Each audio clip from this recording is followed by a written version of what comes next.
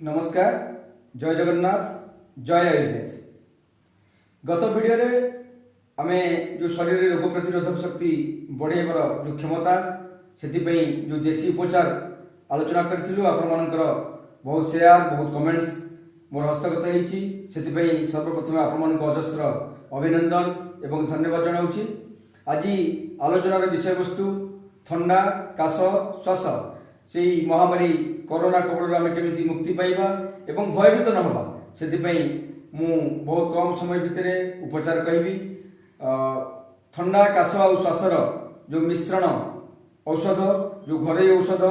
देशी औषध से बाबद में आलोचना करने चाहिए। आम मैंने समस्ते जाचे आमर घर बारी समस्त घरे तुलसी पत्र पूरा मौजूद अच्छी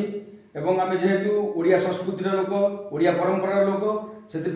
आम प्रत्येक चौरा मूले एवं बाड़ी बगीचा निश्चित रूप तुलसी गछ थी जदि नथिबो आपण अनुरोध यही माध्यम आपण मैंने तुलसी गछ लगातु प्रचुर परिमाण लगातु जहाँकि आपण मान ऑक्सीजन क्षमता बढ़ाई साहाय्य करिवो एवं जदि ठंडा काश श्वास आपण पीड़ित अछंती सेथिपई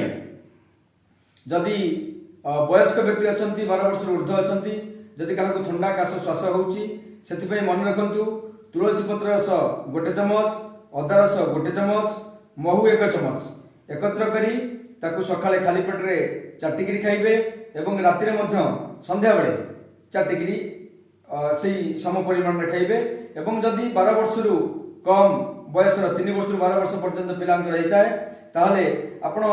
अधा चमच लेखा व्यवहार करेंगे जमी अधा चमच तुलसी रस अधा चमच महू अधा चमच अदा रस एकत्र मिसाई चाटिकी खाइबे उषुम पानी पीबे एवं तत्सहित जदि आपण शरीर में उष्णता देखा जे टेम्परेचर रोचे ताहले सेथिपई आपण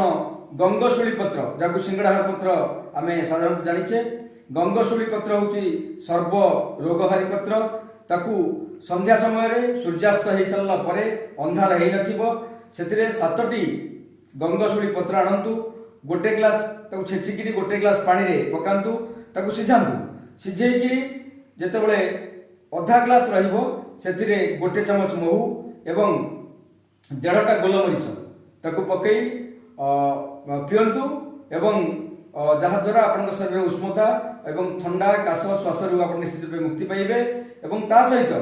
राति रे शोला बेले मु गत वीडियो रे कहि रखिथिली एबे मध्ये से कथा कहूची हमकु शरीर रोग प्रतिरोधक शक्ति बढ़ेबा को हेले हमकु गोटे चमच शुद्ध हलदी एवं गोटे चमच गुड़ राति रे शोला बेले ताकू मिश्रण करी पीबे एवं उषुम पानी टिके तापरे सेवन करेंगे। निश्चित रूपे आपणकर ये सब ये जो प्रक्रिया हलदी जो प्रक्रिया आपण सप्ताह को 3-4 दिन खातु अधिका खाइबार आवश्यकता नहीं। तेणु आपण मैंने आशा रखुची ये